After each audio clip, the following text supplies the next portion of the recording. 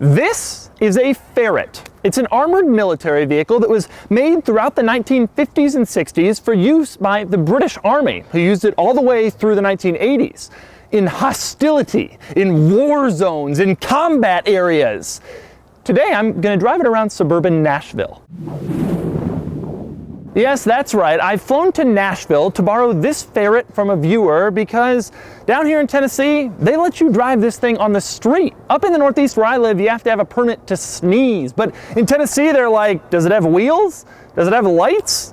Did you pay your registration fees? All right, go ahead, drive it on the street. So this thing has a license plate and it's completely legal to drive on the street, even though it has no readily apparent doors. So here's what I'm gonna do. First, I'm gonna take the Ferret out on the roads here in suburban Nashville and I'm gonna use it to run a few errands. Then I'm gonna bring it back here and I'm gonna show you all of its unusual quirks and weird features, of which I'm sure there are very, very many. And of course, if you wanna know more about my experience driving a 60-year-old military vehicle around suburban Tennessee, click the link below to check out my column on autotrader.com/oversteer. Right now, time to get on the road. But first, I have to get inside. It's not that easy to do. This thing does not have any door.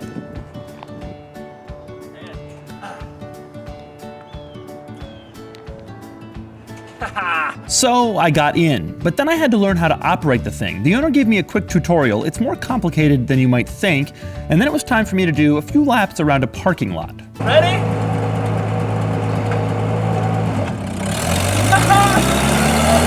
Oh my God, what have I done? Oh, this is the craziest thing I've ever driven. I can't see, I can't hear. The driving position is horrible. What is this? How did British troops drive this? Oh my God, I cannot believe this thing. The steering position is horrible. Why is the steering wheel facing down? It's absurd. It's the stupidest thing I've ever seen in my life.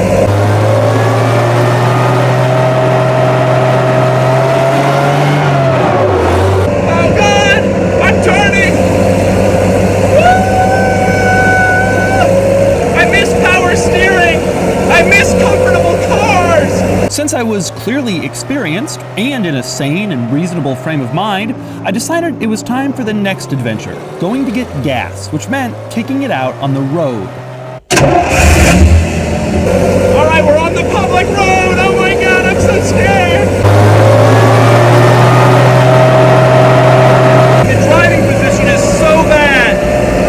The steering wheel is pointed down. It makes no sense. I can't see anything behind me. There are mirrors, but they suck. The handling is just awful. It's so loud in here. My ears, I can't hear anything.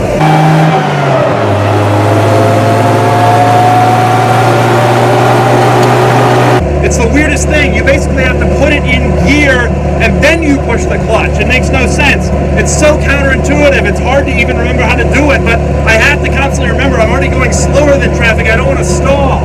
So I have it in second with no clutch on and I'm waiting at a light. The second the light turns green, I push the clutch, it pops and it starts going. Light's green, push the clutch, it pops forward, and now we move.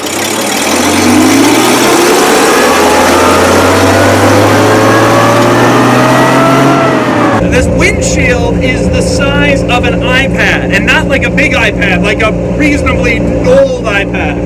The brakes are horrible, so you have to stop way in advance. I can't see behind me at all. This is the scariest thing I've ever done.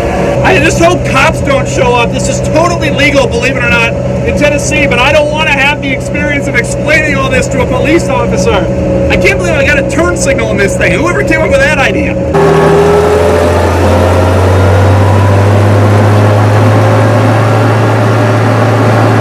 I can't hear anybody. People are trying to talk to me, but I can't hear a thing. I'm very nervous. I'm so stressed. I mean, I'm on the road with 1,000 other cars. Oh, everybody is staring at me. This is so loud and so awful. All right, here we go. It's so loud, so loud. I see the gas station.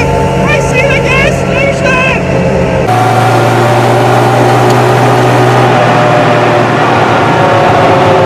Once I got to the gas station and climbed out of the Ferret, I was, perhaps not surprisingly, the single most popular person there.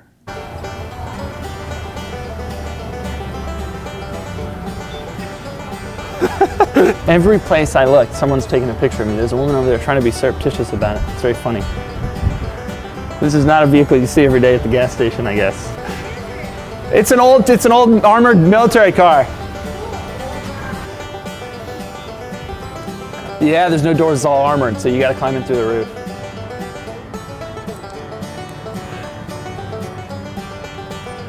No, it was a little earlier than that, like 60s. This is the 62.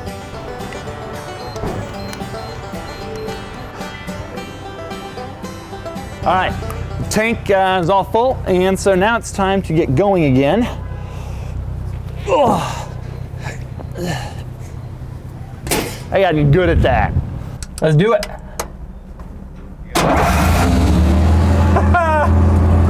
Yes, after attracting an enormous amount of attention at the gas station, it was time to move on to my next errand.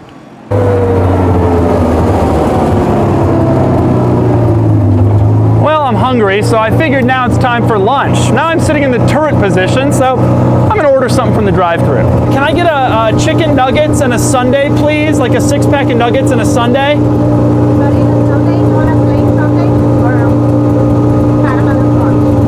What's that? That's it. Yeah. All right, thank you. Needless to say, I wasn't a usual sight in the drive-thru line. Hi there. Just getting some nuggets.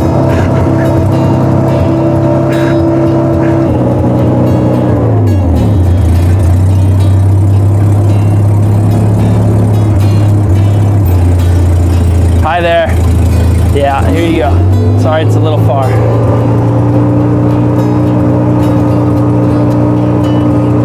Thank you very much. This thing can go up to 50 miles an hour, but I don't know that I'd like to be sitting up here when it's doing 50. The crazy part is it can do also 50 in reverse.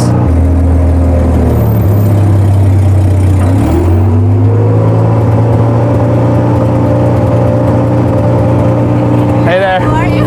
Thank you very much. Huh? No, it's good. I'm good. I got sauce in the tank. Thanks very much. Appreciate it. Thank you.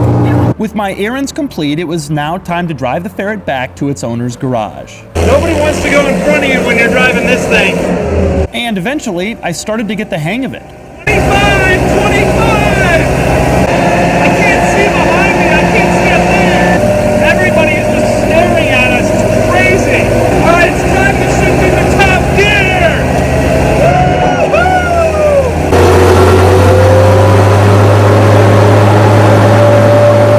This is great. I'm driving it. I'm having no problem. Man, I'm really working it. Up to third. Third kicks in at 11 miles an hour.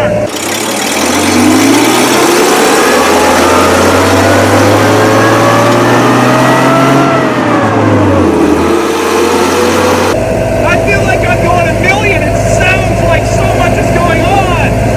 But really, I'm going 20. But it wasn't all easy. Oh, the brakes are so bad. Oh, they're really bad right now.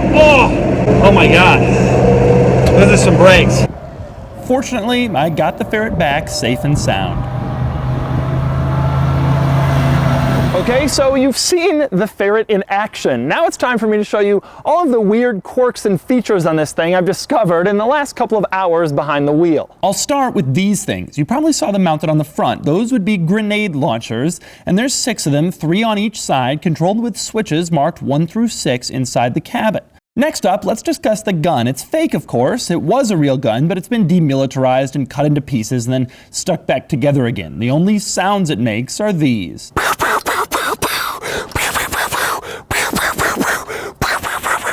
Next up is the windshield and its hilariously small windshield wiper. Now, I told you the windshield is the size of an iPad, and really it is. Here are my fingers for scale. The side windows are armored plates. They can be raised when you're just driving around the suburbs, or they can be lowered in combat. When they're down, this is all you can use to see.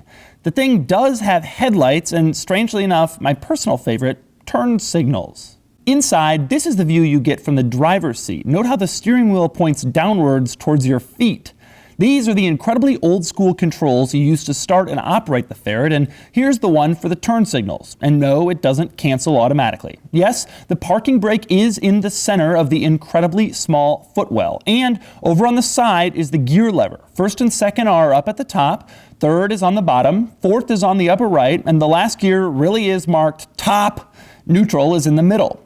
The rest of the interior is a hodgepodge of complex wires and connections that do God knows what. Oh, and there are 2 seats on either side of the driver. Count the guy up top, and this thing is the world's most cramped 4-seater. And that, ladies and gentlemen, is a comprehensive tour of the Ferret. On my YouTube channel, I primarily make videos with exotic sports cars and brand new models and with my own cars. But folks, when you're given an opportunity to drive around in this thing, well, that's an opportunity you just don't pass up. And so now you know, and I know, what it's like to drive around suburban Nashville in a 60-year-old British military vehicle built for war zones. These are good nuggets. Good nuggets.